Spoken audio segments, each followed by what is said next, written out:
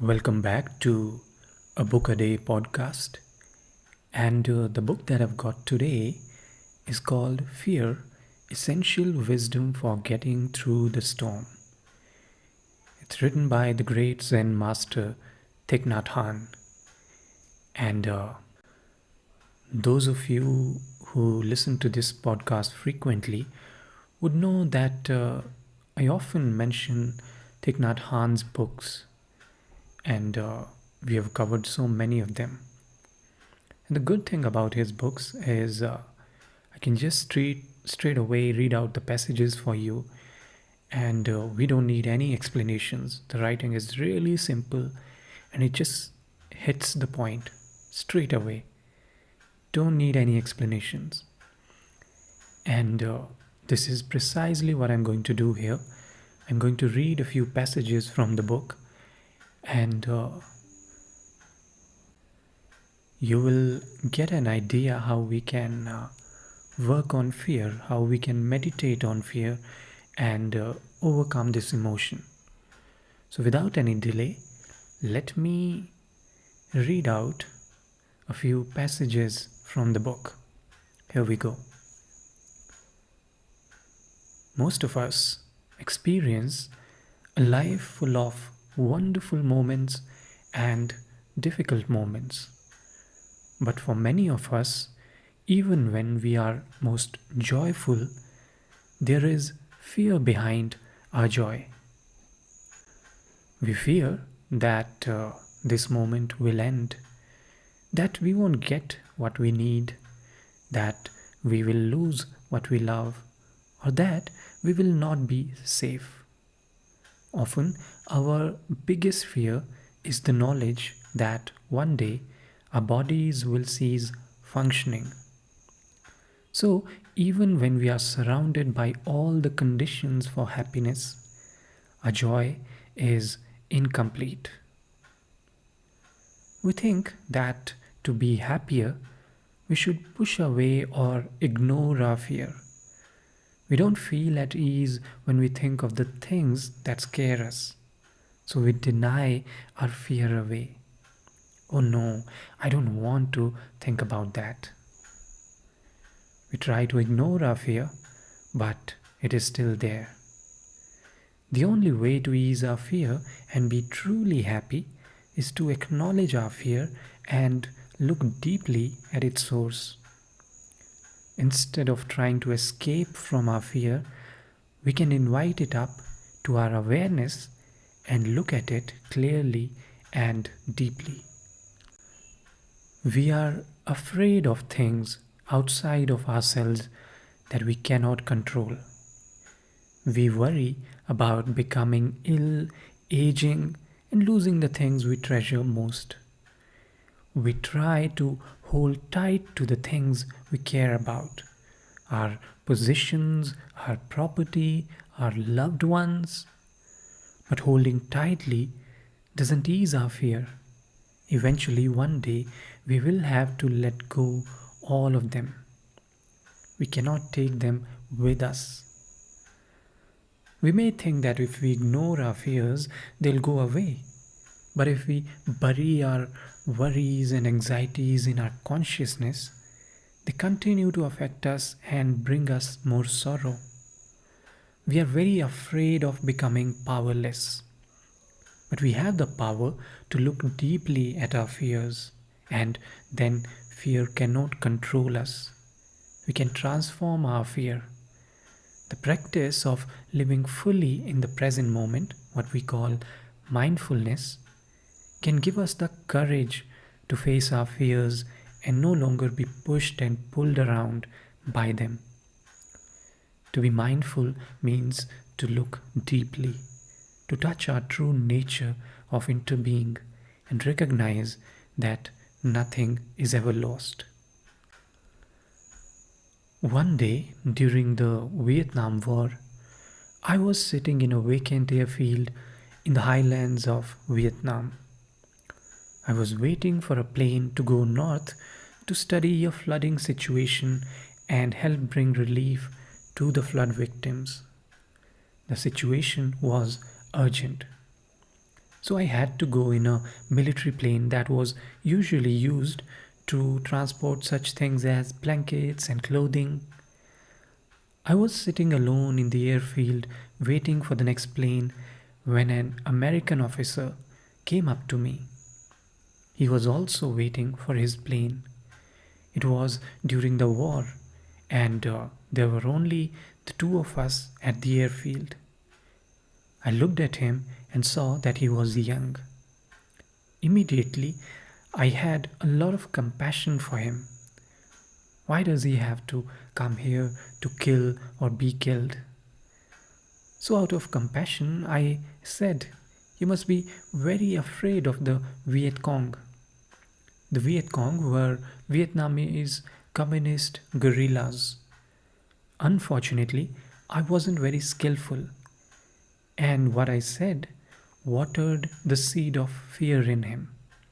He immediately touched his gun and asked me, "Are you a Viet Cong?" Before coming to Vietnam, US Army officers had learned that everyone in Vietnam could be a Viet Cong, and fear inhabited every American soldier. Every child, every monk could be a guerrilla agent. The soldiers had been educated this way, and they saw enemies everywhere. I tried to express my sympathy to the soldier, but as soon as he had heard the word Viet Cong, he had been overwhelmed by his fear and went for his gun. I knew I had to be very calm. I practiced breathing in and breathing out very deeply and then said, "No, I'm waiting for my plane to go to Da Nang to study the flooding and see how I can help." I had a lot of sympathy for him, and this came through in my voice. As we talked, I was able to communicate that I believed the war had created a lot of victims, not only Vietnamese but also Americans. The soldier calmed down as well, and we were able to talk. I was safe because I had enough lucidity and calm. If I had acted out of fear, he would have shot me out of his fear. So don't think that dangers come only from outside. They come from inside. If we don't acknowledge and look deeply at our own fears, we can draw dangers and accidents to us. We all experience fear, but if we can look deeply into our fear, we will be able to free ourselves from its grip and touch joy. Fear keeps us focused on the past or worried about the future. If we can acknowledge our fear, we can realize that right now we are okay. Right now, today, we are still alive, and our bodies are working marvelously. Our eyes can still see the beautiful sky, our ears can still hear the voices of our loved ones. The first part of looking at our fear is just inviting it into our awareness without judgment. We just acknowledge gently that it is there. This brings a lot of relief already. Then, once our fear has calmed down, we can embrace it tenderly and look deeply into its roots, its sources. Understanding the origins of our anxieties and fears will help us let go of them. Is our fear coming from something that is happening right now? Or is it an old fear, a fear from when we were small that we have kept inside? When we practice inviting all our fears up, we become aware that we are still alive, that we still have many things to treasure and enjoy. If we are not busy pushing down and managing our fear, we can enjoy the sunshine, the fog, the air, and the water. If you can look deeply into your fear and have a clear vision of it, then you really can live a life that is worthwhile. Our greatest fear is that when we die, we'll become nothing. To really be free of fear, we must look deeply into the ultimate dimension to see our true nature of no birth and no death. We need to free ourselves from these ideas that we are just our bodies which die. When we understand that we are more than our physical bodies, that we didn't come from nothingness and will not disappear into nothingness, we are liberated from fear. The Buddha was a human being and he also knew fear. But because he spent each day practicing mindfulness and looking closely at his fear, when confronted with the unknown, he was able to face it calmly and peacefully. There's a story about a time the Buddha was out walking and Angulimala, a notorious serial killer, came upon him. Angulimala shouted for the Buddha to stop, but the Buddha kept walking slowly and calmly. Angulimala caught up with him and demanded to know why he hadn't stopped. The Buddha replied, Angulimala, I stopped a long time ago. It is you who have not stopped. He went on to explain, I stopped committing acts that cause suffering to other living beings. All living beings want to live. All fear death. We must nurture a heart of compassion and protect the lives of all beings. Startled, Angulimala asked to know more. By the end of the conversation, Angulimala vowed never again to commit violent acts and decided to become a monk. How could the Buddha remain so calm and relaxed when faced with a murderer? This is an extreme example, but each of us faces our fears in one way or the other every day. A daily practice of mindfulness can be of enormous help, beginning with our breath, beginning with awareness. We are able to meet whatever comes our way. Fearlessness is not only possible, it is the ultimate joy. When you touch non-fear, you are free. If I'm ever in an airplane and the pilot announces that the plane is about to crash, I will practice mindful breathing. If you receive bad news, I hope you will do the same. But don't wait for the critical moment to arrive before you start practice to transform your fear and live mindfully. Nobody can give you fearlessness. Even if the Buddha was sitting right here next to you, he could not give it to you. You have to practice and realize it yourself.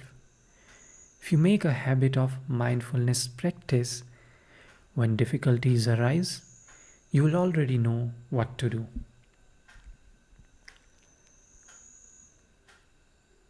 So, those were really the passages from the book, and I hope you get some idea.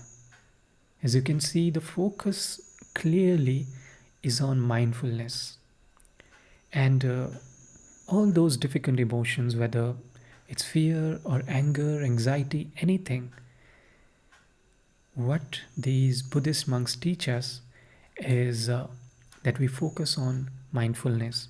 Once we do that, what really happens is we are able to separate ourselves from the thoughts or emotions that are transient in nature and that just arise and fall in the consciousness. We stop taking them seriously. We recognize them, we see them clearly, and then we are able to deal with them or navigate them more effectively. That's really the lesson here, the lesson of mindfulness. So I hope it was of some value to you, and you'll try to apply these ideas in your life and deal with difficult emotions. That's essentially what mindfulness teaches you to do.